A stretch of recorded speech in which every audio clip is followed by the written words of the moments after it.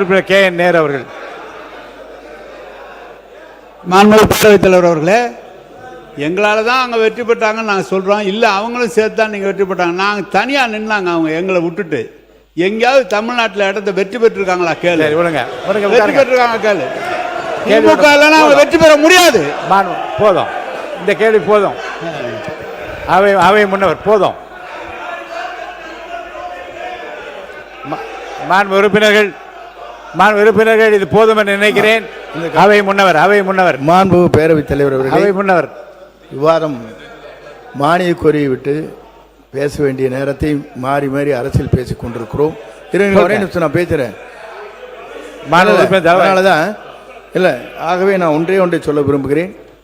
97 பேர் வச்சுட்டு ஒரு ஆட்சி, அவங்களுடைய சப்போர்ட் நீங்கள் பண்ணிட்டு இருந்தீங்க. அவங்களுக்கு ஏதாவது ஹெல்ப் பண்ணீங்களா?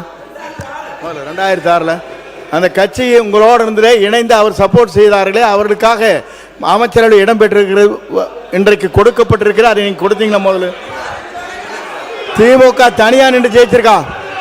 இல்ல, திமுக தனியா நின்று ஜெயிச்சிருக்கா? ஒரு தேர்தலையாவது திமுக தனித்து நின்று சென்று வெற்றி பெற்றிருக்கிறதா சொல்லுங்க. அப்புறம் வேணா நாங்க மாண்பு உறுப்பினர் KN நேரு அவர்கள் இந்த பதில். மாண்பு பேரவைத் தலைவர் அவர்களே, என்ன சப்போர்ட் பண்ணலான்னு, என்ன ஹெல்ப் பண்ணலான்னு மத்தியில் முதல் பிரதமர்னு சொன்னது திமுக சொன்னார். மத்திய அரசு அமைப்பதற்கு ஆதரவாக இருந்தது திமுக.